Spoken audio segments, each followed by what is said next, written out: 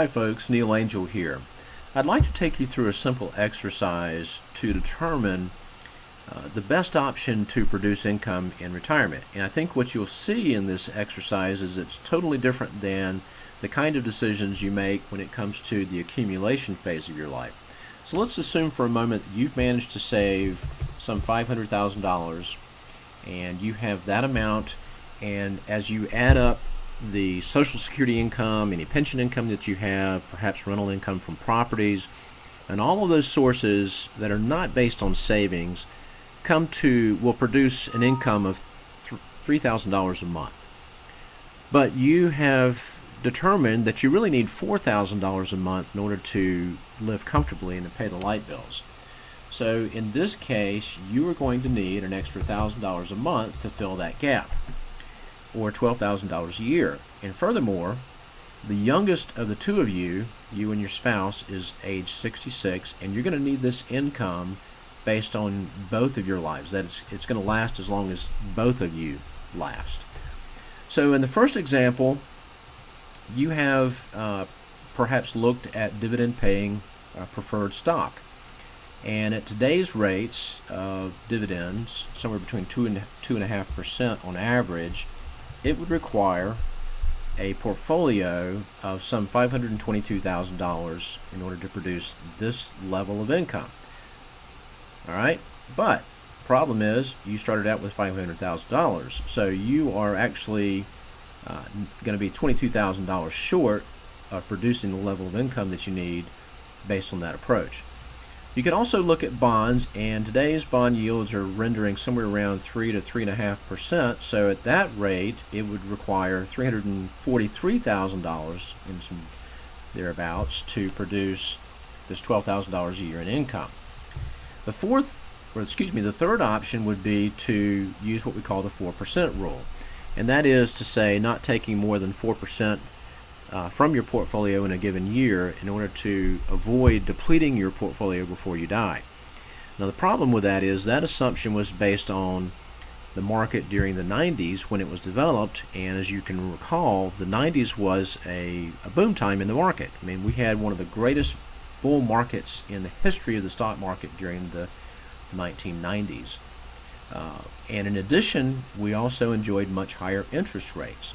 So this assumption may not hold in today's environment. As a matter of fact, some advisors are actually telling their clients not to take more than 2.8% a year, which would mean that would require a portfolio of some $430,000 to produce this level of income rather than the $300,000 in our example. But we'll use this 4% for our purposes for the moment.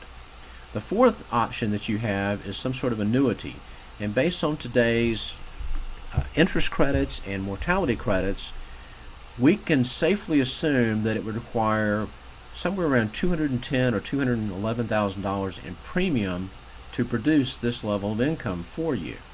So as you can see here, it's going to take far less premium using the annuity than it would in either of these other three options.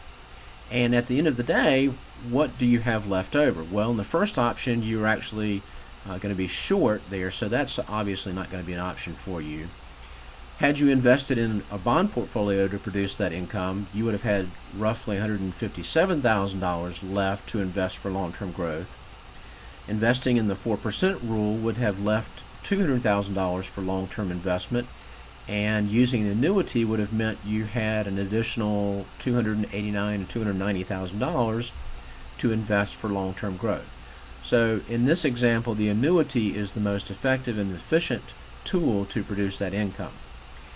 Now, you may be asking yourself, what does that look like for me? Well, lucky you, I have a calculator that you can use to estimate that. So let's assume in our example that you have $250,000 that you would like to invest, and you are currently 65 years of age, and you're going to start this income at age 70. What level of income could be produced given that level of premium? Well, as you can see, the estimate is that that level of premium would produce income of somewhere around $20,000 a year. So I'm providing this calculator for you to run estimates yourself to determine if that might be a good option to consider. I hope this has been helpful to you. Feel free to reach out to me by email if you like, neil@angelroyce.com. That's NEAL@ANGELROYCE.com. You can also visit my website, angelroyce.com, and find my contact information there. But you can also click on this calculator and run the numbers for yourself. So again, I hope this has been helpful and look forward to serving you further. Take care.